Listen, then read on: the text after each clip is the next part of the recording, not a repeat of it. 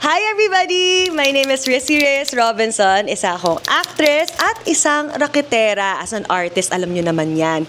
Part ako ng Endo at ang role ko doon ay si Tanya, na isa ring raketera just like me at just like this person na we are about to interview today. Kaya everybody, please welcome Sir Ron!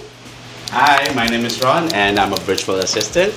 Ooh, virtual assistant. So, maliban sa pag-virtual assistant, ano pa pong iba niyong pinagkakakitaan? At the moment, virtual assistant lang, basta work from home ang tinatrabaho ko. Anything that I can do from home, anything remote job na maliban sa virtual assistant, sales, and other reporting din. So, all So sa bahay. marami-rami din pala. Minsan po ba more than one virtual assistant job po yung ginagawa nila? Hindi lang ako actually, karamihan ng virtual assistant. More than one ang account na hawak. So, they work for, the good thing, the flexibility kasi ng virtual assistant. You can work multiple accounts talaga. I Kaya ng see. oras. Hanggat kaya ng oras. Ang galing naman. Pero parang nakakapagod po yun. Kamusta po yung hours nyo sa work? Usually start ka ng gabi and pag meron kang mga extra jobs, tanghali or hapon, kinabukasan na tapos mo talaga. So, onti lang yung oras na personal. Grabe naman yan. So, pag ganun po, pag wala kayong masyadong personal time, paano po kayo naglalaan ng time for yourself? May day off po ba kayo na ina-allot? Yes, yung tinatanggap kong trabaho, usually kailangan weekends off. So, yun yung personal time ko. Pag wala akong trabaho, either sasama sa barkada, pag weekend inom, or I also do some climbing minsan. Nag-hike din ako minsan. So, Grabe yung hiking. Ano po yung mga favorite nyong puntahan? Mount Pulag, I think the first na inakyat ko, yun yung pinaka-favorite ko so far. The third highest sa Pilipinas. So, that's... Ganda, may work-life balance pa rin pala. Pero kung tutusin po, medyo mahirap po ba yung work-life balance minsan? Mahirap siya kasi hindi mo laging nagagawa yung kagaya ng hike na gusto ko, hindi mo siya laging magagawa kasi seasonal lang yun. Pag maulan, hindi pwede. Also, yung oras ng trabaho, hindi ka sumusunod sa oras ng trabaho ng mga kasama mo. Kasi nga gabi yung trabaho ko, hanggang tanghali ng bukasan. So, pag gising yung mga barkada, tulog ako, and vice versa. So, yun yung pinaka-biggest challenge, yung oras. Oo, relate ako dyan as a raketera myself dahil pag iba yung time ng corporate po, no? So, if I may ask po, bakit virtual assistants po yung ginagawa, yung piniling career?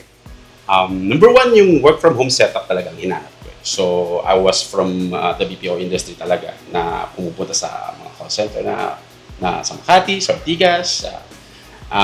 Yun yung field ko na. And then, based on that, naganap ako ng pwede kong gawin mula sa bahay. Because yung travel sa Pilipinas, sa Metro Manila, napakahirap niyang gawin mag-commute araw-araw.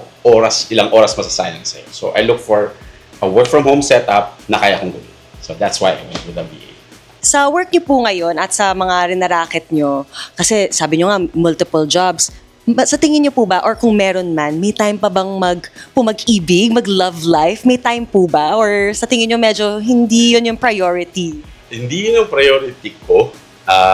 Kasi meron akong mga kasama sa mga pamangkin ba na pinagkakaabala. So, hindi siya priority sa akin.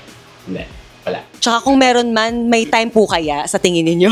Para yung posible na rin eh. Kasi yung load mo sa trabaho, plus you make time for mga pamangkin ko, plus you make time for yourself, I think mahirap gumawa ng time for somebody else. Pero sana naman, happy naman po kayo sa life. Happy naman. Surviving and happy. Okay, good po yun. Tapos binanggit niyo po, yung mga pamangkin niyo po, sila po ba yung reason, sila po ba yung motivation for you working so hard kasi multiple VA jobs? Yes, sila talaga yung sabi nga, sila yung dahilan kung bakit ka bumabangon sa gabi. Kasi nga baliktad.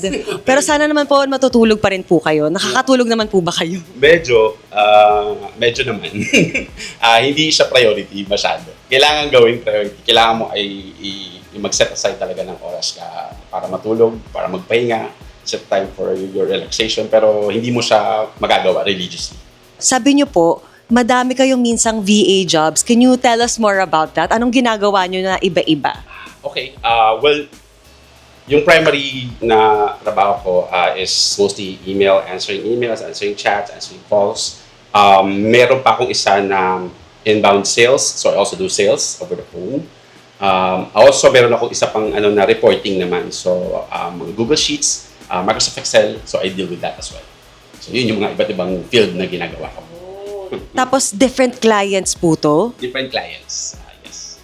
Gano'n na po kadami yung most na ginawa nyo at the same time? 3 clients. I think that's the max that you can do. The max that you should do. Kasi wala ka na talagang buhay pagkatapos nun. I think that's max. And don't do full hours for all of them. Siguro part-time lang. Mga 4 hours a day doon sa isa, 2 hours a day sa isa. Yeah.